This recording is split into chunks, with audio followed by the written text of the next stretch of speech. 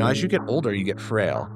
There's folks that you can see that are thriving at 100, and there's folks that you're like, that's not what I want to be when I'm 100. So for me, I want to have a steak and a kettlebell chasing my kids' grandkids. That's to me the dream. Like, how cool is that?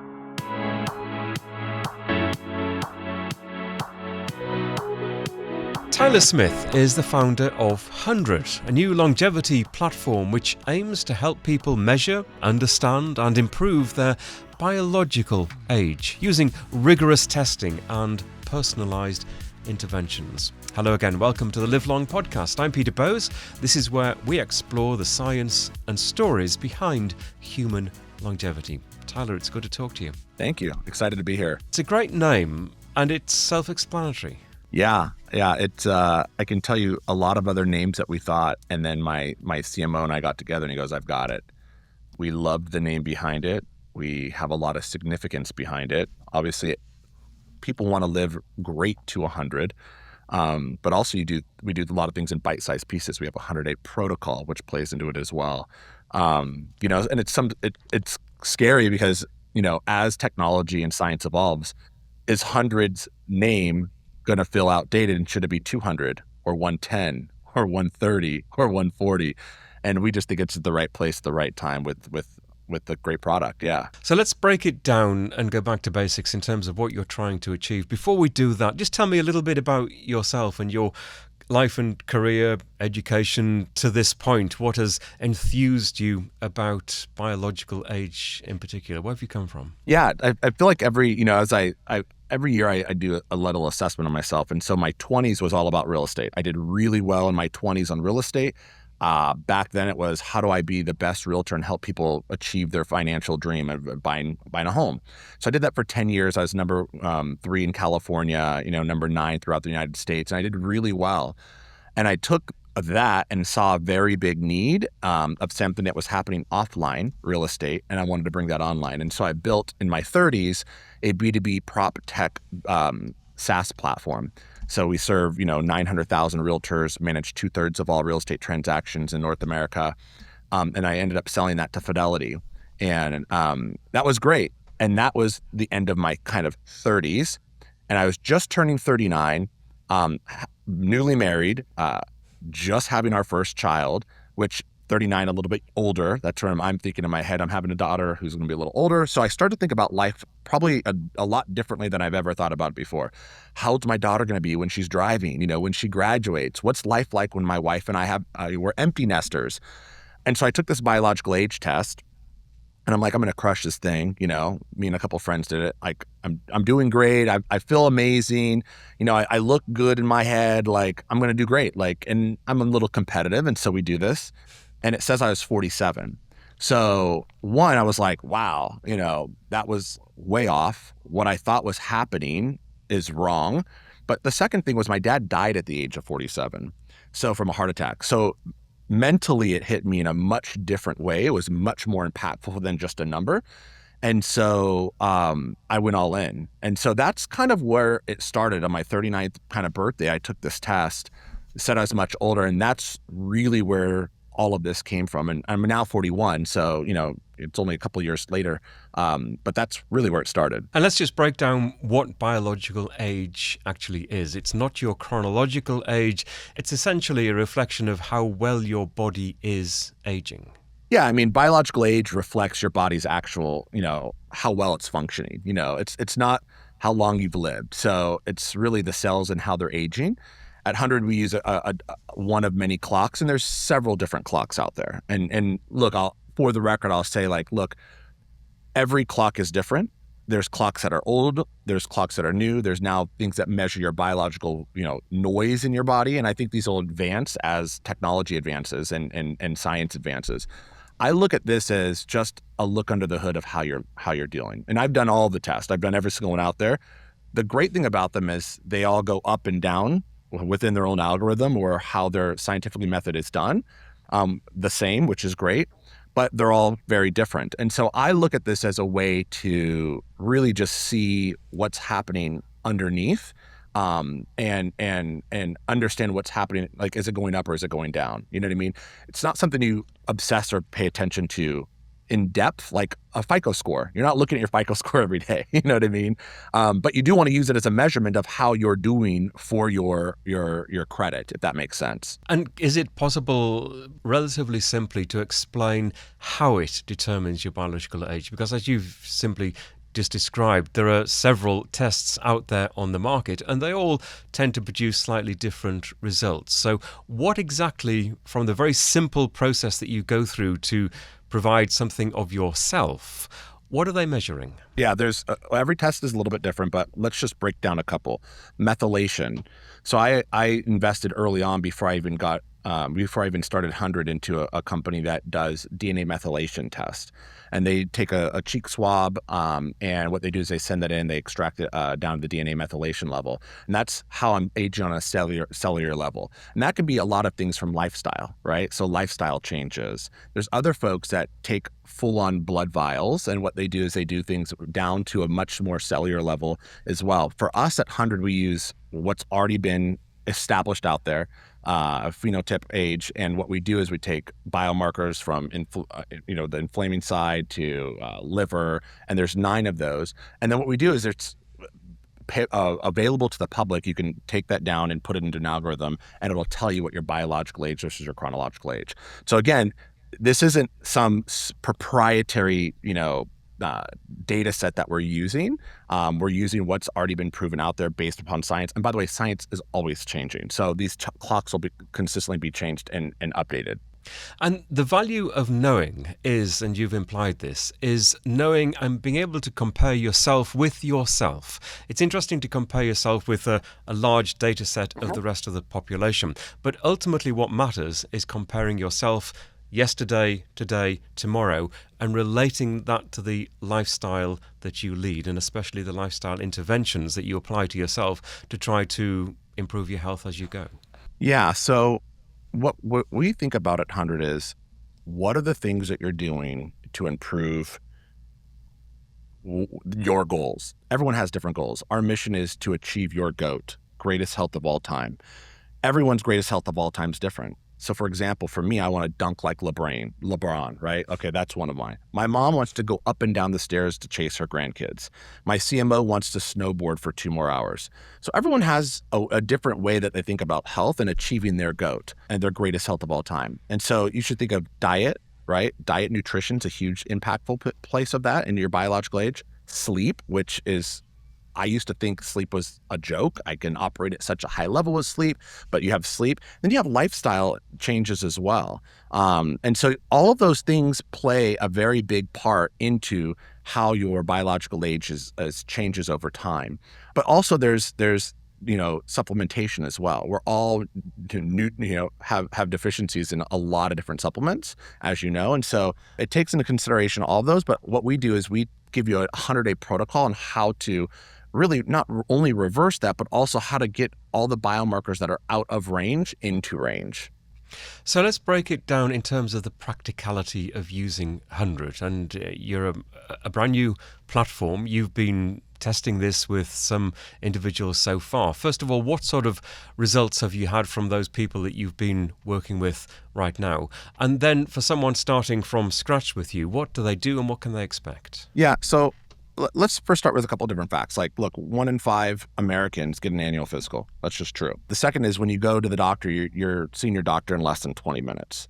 And so those are 2 problems right there. And so when you think about what 100 offers, we kind of take that to a completely different level. One, we start with an in-depth onboarding process, lifestyle, family history, goals, both short-term and long-term. And then we do a full integration with a lot of your medical records. So all of your existing medical records, we integrate, we pull all of that into the system. So that's one. We then tie your wearables, which is a big key thing. I think a lot of places were missing. They were missing even when I went through my transformation. We tie in your Apple, your watch, your Oura Ring, your Whoop, your Garmin, Peloton, Strava. All of those we tie into. And then from there, we do your blood work. And we do a very comprehensive blood panel twice a year. We partner with over 6,000 labs, and you can go to one of our labs and you can get your blood done. You can also have somebody come directly to your house as well, your business, at your convenience. And once we have all that data, we start to create a clear 100-day protocol. So not only do we just say, here's your results, which I think a lot of people do, say, hey, here's your results. But a lot of our patients are like, wait, what do we do with this? And so we've built a 100-day protocol that breaks down what to eat, what to avoid, what supplements to take, how you should train, but also why it matters. So not just, here's your results, do these things. Why does this matter? And we give them back the information of how we've determined this. And so that's what we do starting out right away. And it's all mobile. We believe that everyone should have a doctor in their pocket. So imagine that, a doctor in your pocket that you trust, that has all of your medical information, that knows what you're doing for activity from sleep to exercise, what type of exercise, that's at your beck and call 24 hours a day, 7 days a week, and that's through our mobile app in your pocket. I mean, that's what people really want. So it's all mobile, perhaps with the exception that in terms of the physicality of providing blood. And as you say, you could possibly go to somewhere to produce the blood. You could have someone come to you. But otherwise, it's an entirely remote process, the gathering of information about you. Correct. Yeah. So we tie into all the third parties, whether you use them or not. At minimum, we'll get your steps for the wearables, but you should think of your sleep, your weight, your continuous glucose monitor, the types of workouts you're doing, the strains that you have within those workouts. All of that's pulled in, your existing medical history. So any type of surgeries or prescriptions that you were on, we feed that in. And we're doing that because you can imagine, one, most doctors aren't getting all of that information, but two, they're not utilizing it when they're seeing their patients. And so we do all of that through technology, but able to serve it back to you so you understand it, so you can see what's happening from a lot of different data pieces. And to what extent do you need to have these apps, or some of these apps that you mentioned, whether it's an Oura Ring or an Apple Watch or the other kinds of devices that people own? Obviously, there's no one who has everything, and I assume you don't need to have everything. Is there a minimum kind of requirement in terms of the technology level that you're already at? Yeah, no, there's not. I mean, like my mom's a great example. She has steps because her iPhone does her steps. That's like the minimum that we get on a patient. As far as wearables, your existing medical history, we get all of that. And some of these platforms provide a lot. Some don't provide a lot. It just depends. But there's no requirement at all. What we have found is a lot of our first cohort, these folks have gone to our marketplace and wanted to get wearables and go, look, I like what you're telling me, but I even want to go more in depth, or I want to get a smart scale because I want to weigh myself and I want to see what that plays into it. So what we're finding is folks that only have steps through their iPhone, they want more items because I think, as you know, you go to a gym, you start working out, you got your Rocky music on, you're feeling good, and now you're into it and you're starting to make changes and see changes in your life. And so you want to double down and get more treatments, or you want to get more analytics, or you want to measure things more. How am I sleeping? I need to measure it first. And so what we're finding is folks are purchasing different things, but none of this is required at all. At minimum, we'll get steps. And for 18% of our first cohort, that's all we have. All we have is the steps as far as the wearables. And once you've provided as much information as you can, how is it processed? Is this purely AI? Is there a doctor involved? Is there a human-to-human contact, and in terms of the discussion that follows, how does that side of it work? Yeah, so we don't have a doctor that is involved. So there's no like what we're doing face to face. We believe the four corners of a wall will exist, but for very different reasons in the future. We think that you'll go to a doctor when you have real illness, real disease, a surgery. You need some sort of true care from a physical perspective. There's no doctor that can at scale understand you as an individual in the time length that they're given with the data that they have in front of them. And what's great about 100 is we have all of that. We have all of your biomarkers comprehensive. We have a full genome sequence. We have your wearables, what type of activities and workouts and sleep. But at minimum, your steps. We can kind of get a gauge at how active you are based upon that. And then any other existing history from you personally or from family, we have all that. And so when you serve that up to a patient, What's really great is the type of information we're able to give them on themselves is quite in depth. As far as a human doctor, we will have a network where you can talk to a doctor if you have a real issue or a challenge. But that is not what 100 will do. 100 will be fully AI, but with a lot of uh, baseline levels. We've just made an acquisition with Belsant. Belsant's a company that has over 25 professors, from Stanford, Columbia, also PhDs from Harvard, John Hopkins Institute, specialists in genomics, sleep specialists, biology specialists. And what we've done is we've taken a lot of what Belsant's built out, which was originally for the John Hopkins Institute, and taken that curriculum, and they have peer-to-peer reviews as well. So we're able to put some real human in the loop for our training, which has been great, but there will not be a doctor just because we believe that will happen outside the four walls. You will only go in the four walls if something is truly needed for true disease. I think we're in a world today where it's literally impossible to know everything about yourself, but how your doctor would know anything about you. Great example. Our patient 001 went through our platform. This guy's a CEO of a publicly traded company. Um, you know, very, very into functional medicine, his health, and says, look, I'm going to see my functional doctor. I can't wait to go see him.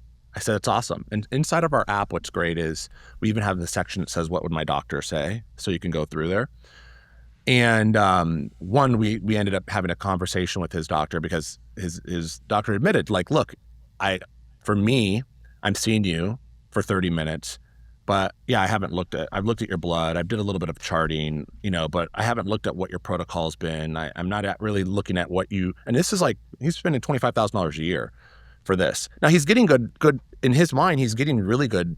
He's got someone who's great, who's giving him great advice, and that's telling him the things to do, and he feels safe. But to the depth that we can go when we have a comprehensive blood panel, which was more than what his concierge doctor was doing, his full genome sequenced, which was more than his full doctor was doing, history, him and his family, that his doctor only had portions of, also short-term and long-term goals for this individual. The amount of data that is when you tie in previous health records and wearables, it's too hard for a human to consume. That's the first problem. Let alone a busy physician or doctor, and it's not their fault either. So I want to make sure I'm clear on that. We are at a really great place, I think, in the world to be alive, where you're able to consume large quantities of data and then compare that against folks that are your age. And we got a lot of that we were already building, and we were really close. Before we launched him, we were close to having that done. With even the acquisition of Belsant, we're able to actually even go deeper, and with that research. And so what we're able to feed back to the patient in this case is one, really clear, which is the problem. It's like, how do you help someone understand it? That's the number one thing. But two, how do you go in depth? And then three, how do you give them the tools with an action plan behind it, a protocol? And we do everything in 100 days.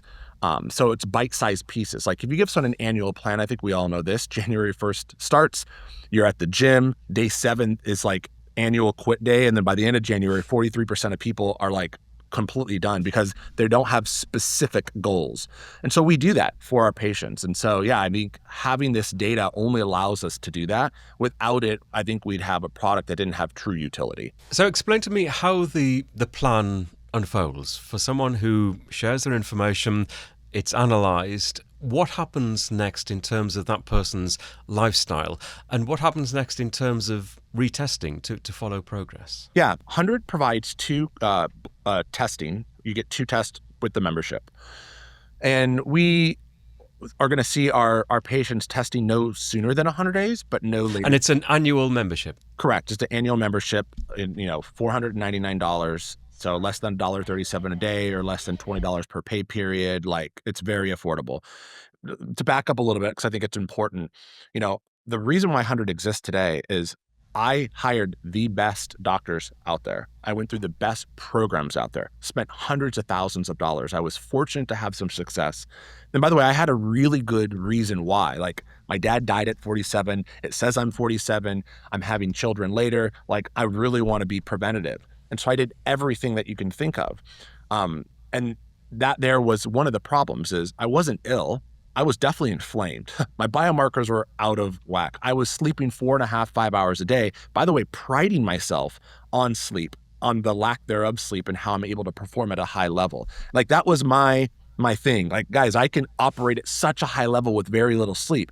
Lo and behold, how I felt was not really what was happening on the inside of me. And so, we don't want to build 100 for the 1%, for the Tylers. We want to build it for the 99% of people. And that's why we've made it really affordable, $499, less than $1.37 a day, less than $20 a pay period, really less than a coffee. Not only that, to make it really easy to understand and to do it all with actionable items behind it. And that's where the 100-day plan comes in. And so when you think about it, it first starts with supplementation.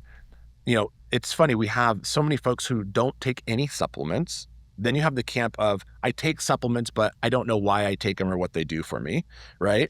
And then you have folks that are like, great, here are the supplements I take, and I do them because my wife or spouse told me to take them, right?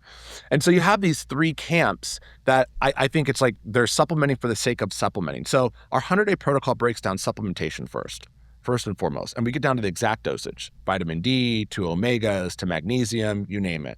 So everyone has their own personalized plan on supplementation. We then break down diet and nutrition, so foods to eat, foods to avoid. And these foods, when you click on the protocol, it doesn't just say eat zinc-rich foods. It'll say, here are zinc-rich foods. Here's why you should be eating them. Here's the biomarkers that it should positively impact for you.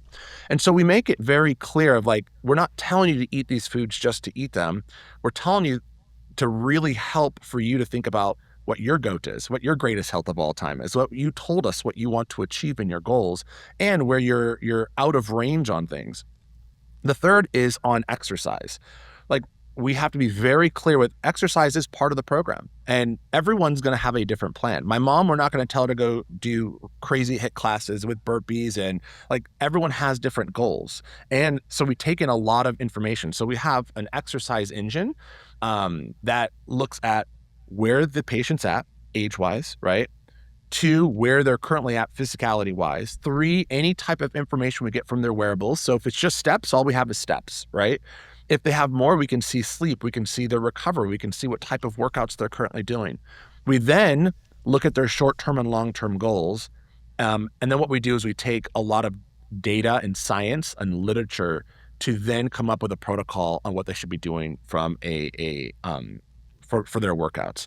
And so, we don't want to just give back results. We want to make sure that they have the results and they now have something they can take and follow and do and put into practice. And what's really great about our 100-day protocol is we tell them, here's what you should see in the next 30 days, in the next 100 days. So now what we tell them, these are the positive impacts that you should see so that they have a motivation to do it. And what we're finding as we're just coming in our first cohort is like, they're like, great, I see these things, I feel these things. Hey, I haven't felt this yet. Or, hey, I want to retest because I want to see if this is like, improving the way that it should. So we're finding that our first cohort wants to even test more than the recommendation, which is totally fine because they want to be, they're that more preventative, right? They're in the thick of it with their health, and they're just really excited to be on this journey. How can the users of the platform have the full confidence that they need to trust the action plan? Yeah, that's a great question. In other words, people are instinctively skeptical, especially of new things. Yeah. Where they've previously trusted their personal physician, their doctor, after that one-to-one conversation. This is a very different world. Yeah. So can we trust the kind of advice that we're getting that is in large part generated through AI? Yeah. Well, this is not like a ask ChatGPT and get an answer. So I think that's where a lot of folks may think AI and go, oh, well, I could just upload this into ChatGPT and ask it a question. And those can be very further from the truth. What we do on our 100-day protocol is the moment we serve this up to you on your mobile app, we walk you through in a conversational type approach that's been very, very thought through on how we're coming to this determination. So we first set you up for, hey, tackling something over time takes time, and we want to break this down to bite-sized pieces for you. And so the way that we've designed this is really clear. That's number one. But number two is, once we serve you up the actual protocol, we then allow you to see how we've come up with this. And we can tell you from intake, from family history, we can tell you from what you're currently achieving, what your goals are, why we've suggested the foods, what biomarkers those are literally going to contribute to. So we break down the science for them in a really easy way to understand. We source obviously everything of how we've come up with that, but we want to be very intentional with how we've come up with this, and we let the patients in this case that want to go in depth and see, they can see how you've determined this. They can click on that and they can read through exactly how we've come up with this and see how it's science backed, the literature behind it, the sourcing behind it, etc. Would you advise, and have people asked you this already, people to basically run it by my doctor? So Yeah. yes, Oh, yeah. we've shared this information, we have this master plan, but just for peace of mind, perhaps even more than peace of mind, for a second opinion, should my doctor be involved in the process? Yeah. I think people are going to do that by human nature, no doubt, especially if they're coming to us to try to cure something, or they feel a certain way. We have a section in there that says, what would my doctor say?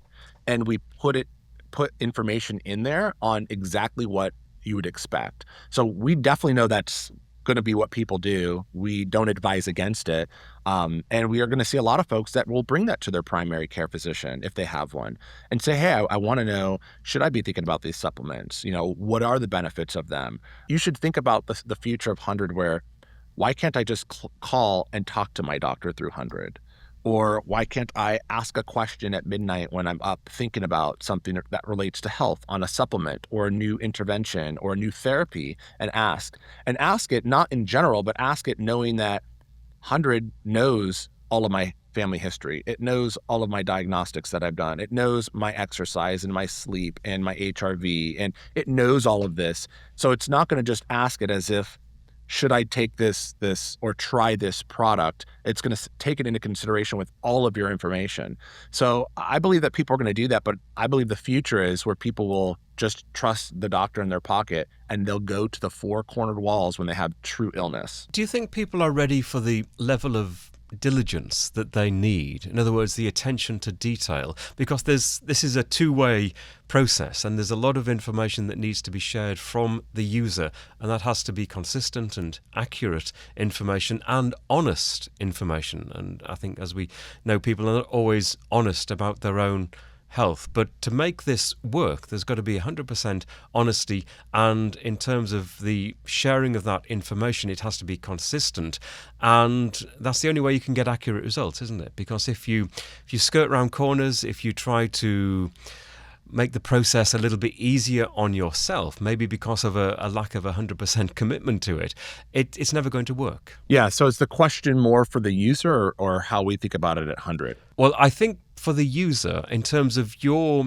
confidence in the user to be 100% committed to this. Because if you, as the provider, want to provide the most accurate results and a framework for a plan that you can, you need that two-way process, don't you? You need the user to be as committed as you are. Oh, absolutely. I mean, we believe that people are coming to us because they want to understand their health.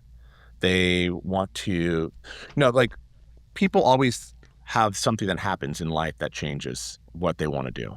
For me, it was I turned 47 when I was turning 39. In my head, that was what it was.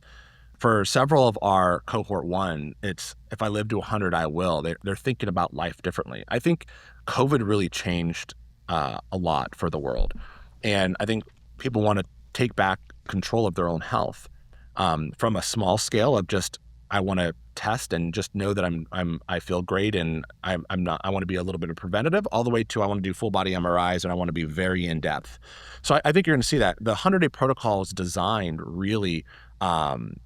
We hired this behavioral psychologist who came in and helped us think, how do you really keep folks engaged, but how do you make sure that they're getting value but something that they can follow and not drop off. I think we all know this.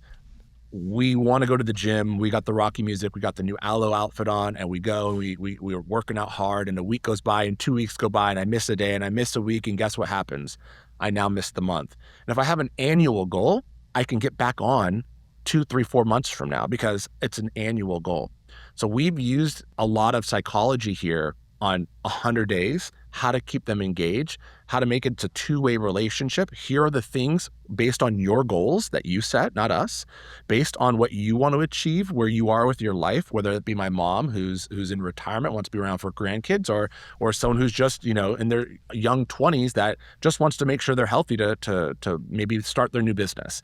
And so we meet them where they're at, but it's a two-way street. So we're constantly checking in. We're constantly giving them information and nudges of what's happening within their body. What are the things they should be paying attention to? What are the foods they should be paying attention to? Why they should be paying attention to those foods? And always relating it back to their goals. This isn't hundreds goals. This is really their goals and for their personalized protocol. And every protocol is completely different. Is it possible to have too much information about yourself? So that there's so much data, so much information that is being analysed, that something could be seen that can lead you down a rabbit hole that actually is something that you needn't worry about and actually doesn't influence your health. And I know this is a big issue with, you've mentioned full body MRIs, for example. That's a whole different kettle of fish, but it's something that is widely criticised through simply having so much data about yourself. Yeah, that's a good question. I'll give you a personal story on how my mind shifted on conviction for this from a personal side, and then I'll give you a more pragmatic side from the data side. So I'm in a YPO group, and it's young professionals group. It's entrepreneurs. Everyone owns a business, and we got a new location for our normal forum. We're going to a forum. And we're like, oh, I've been to this house. Where are we going? And it's kind of hush hush. Nobody knows. It's like, okay, we're going to this. And we go to this house, and they publicly opened that I can share this, so I'm not breaking confidentiality, right? Then we always want to make sure we're doing that. And we go to this, and it's one of our chapter forum mates, and he doesn't look well at all. And he says, look, I'm here to experience share something I wish I would have done and things I should have done, but they've given me 10 days to live. So right away, it's like, whoa. I mean, the entire everything changed. And he felt something in his body, but didn't do anything. And lo and behold, he has pancreatic cancer, and it's spreading very, very quickly. And one of my forum mates said, when I die, I just want to die. There's false negatives if it's in my brain. And he said, that's selfish thinking, because now as I can't cure this and I can't do anything, I can't even get on a plane. And he goes, and I have all the money in the world. Like, he's sold several successful businesses. He's got everything on that side. He said, it's selfish thinking because I could have seen something and prevented it. And so I think about, okay, I don't want to know anything, so why do these? To, okay, let's say I get some sort of information that comes back. I now have something I can do, and I get it. I get some people go, well, now I'm going to go down the rabbit hole, and maybe it's nothing, but it shows that it's something. Well, get a second opinion, get a third opinion. I think the alternative to me for Tyler is just a lot. If I think about goals and what I want to achieve in life, is just I would take the latter. I would want to, get tested. And if I found something, when you say, is there too much information? Absolutely. I think there can be. But I think I'd rather test than guess. Guess that I'm okay. Guess that things are going well. Guess that, look, things are feeling fantastic. Why would I ever get testing? And so that's my personal stance on it. But I mean, look, technology is improving. This is going to be the future. On your website, you pose a question, just talking more broadly. Now, if I live to 100, I will. Yeah. What's your answer to that? So on the fun side, I want to be lifting heavy, chasing my daughter's kids, probably dragging, someone to a cold plunge before breakfast. But really, when I think about it, it's like, give me a kettlebell and a steak, and I want to be like walking really, really quickly. As you get older, you get frail. And so when you think about like truly 100, you're like, there's folks that you can see that are thriving at 100, and there's folks that you're like, that's not what I want to be when I'm 100. So for me, I want to have a steak and a kettlebell chasing my kids' grandkids. That's to me the dream. Like, how cool is that to be alive in the world and be able to do that at scale? Now, there's other things of like, okay, well, what trips do I want to go on? I think about like where I'll be at that time in my life, and hopefully I'll have experienced all the trips that I want, but really it's to be with family, because at that age, I'm probably getting towards the end of my life. Exactly. And you've just summed it up very nicely there. Look, I'm going to put all the details that you've just talked about into the show notes for this episode. I'm also going to follow your program myself, because I think as any regular listener, viewer of this podcast will know, I'm quite fascinated by this whole new world that we're living in, where we have access to data and we can use that data for our own positive benefits and our own health. So I'm going to follow and hopefully talk to you again in the future and experience the process, I guess, and you tell me what I can expect, the highs, the lows, the good, the bad, the ugly, if I'm entirely honest about my health and my involvement with this process. I'm just curious what you think the journey over the next few months will be like for me, or indeed anyone contemplating doing this, because it won't always be rosy, will it? There'll be some harsh truths, there'll be some difficult truths perhaps involved in the data for us to acknowledge and to address. Yeah, I mean, absolutely. I think the first part is you're going to get information that you most likely didn't have prior. And I think that's the best thing. If you look, I have a 71 Bronco behind me. I've got more data on that vehicle there than I did when I was turning 39 on my own self. I'm a guy who looks at P&Ls, financial data, AWS, like a Datadog data. I'm looking at data all day long as an entrepreneur, financials, all the way to the milliseconds of the marketing side of things. It's great. I have dashboards for everything. I have a dashboard that tells me how fast I'm going. Do I need gas? Do I need oil? Is it overheating? But I don't have that on my own self, my own body. And it's crazy to think about that in a world that we're in today. And that's a 71 Bronco. You go to a Tesla, it's a whole nother thought process of the data that you get when you're driving that. And so why wouldn't we have a version of that on ourselves? And so I think what you're going to get, and a lot of our folks are going to get, is like, first, they're going to get an understanding of what's happening, right? An education. The second is they're going to get a clear, easy to follow, and understandable protocol with why that protocol is designed for them, so knowledge base, and that they can follow. And I think from there, what they'll do is they'll follow the protocol and they'll see change happen. And that's what I saw firsthand, and that's what we're seeing a lot of our folks see firsthand today. I'm excited, Tyler, to dive into this. I can't wait to see what the data shows and what's to come in the coming months. Wish you all the best with it. Hopefully we will talk again, because I think this is a process, isn't it? This is a journey for everyone involved. But for now, thank you very much indeed. Yeah, thanks, Peter. The Live Long podcast is a HealthSpan media production. I'm Peter Bowes. You can contact me through our website, livelongpodcast.com, where you'll also find show notes for this episode. This podcast is for informational, educational and entertainment purposes only. We do not offer medical advice.